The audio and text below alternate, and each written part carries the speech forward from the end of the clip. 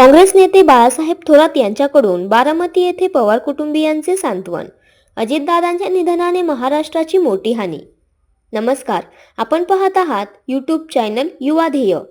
ग्रामीण आणि शहरी भागातील सर्व प्रश्नांची जाण असणारे, महाराष्ट्राचे रोखठोक नेतृत्व म्हणून लोकप्रिय झालेले अजितदादा पवार यांच्या अकस्मात निधनाने महाराष्ट्राची कधीही न भरून निघणारी मोठी हानी झाली असल्याचे काँग्रेस पक्षाचे नेते बाळासाहेब थोरात यांनी म्हटले असून त्यांनी आज पवार कुटुंबियांचे सांत्वन केले.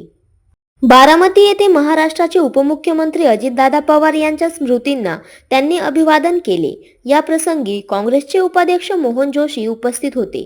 या प्रसंगी लोकनेते बाळासाहेब थोरात यांनी पार्थ पवार, सुनेत्रा पवार यांच्यासह पवार कुटुंबियांची भेट घेतली. यावेळी त्यांनी विद्याप्रतिष्ठान येथे जाऊन अजितदादा पवार यांच्या स्मृतींना अभिवादन केले.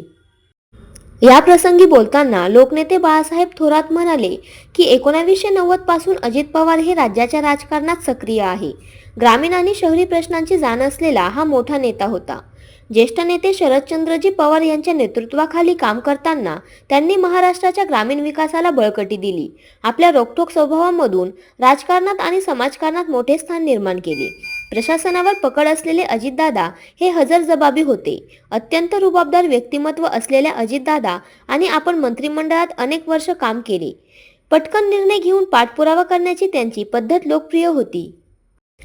राजकारणात असूनही तोंडावर स्पष्ट बोलणारे दादा हे महाराष्ट्राचे लाडके होते. विविध खात्यांचे मंत्रिपद सांभाळताना त्यांनी त्या खात्याला अधिक गतिमानता दिली. कोरोना संकटाच्या काळात एकदिलाने आम्ही सर्वांनी काम केले. पक्ष वेगळे असले तरी मनाने कायम आम्ही एकत्र राहिलो. अजितदादा आज नाहीत ही कल्पना होत नाही. 28 जानेवारी रोजी झालेला अपघात हा सर्वांसाठी अत्यंत दुर्दैवी आणि धक्कादायक होता. त्यांच्या निधनाने महाराष्ट्राने राज्याचा मोठा उमदा नेता गमावला असून कधीही न भरून येणारी पोकळी निर्माण झाली आहे. ज्येष्ठ नेते पवार साहेब, सुनेत्राताई पवार आणि सर्व पवार कुटुंबाच्या दुःखामध्ये आम्ही सहभागी असल्याचे लोकनेते बाळासाहेब थोरात यांनी म्हटले आहे.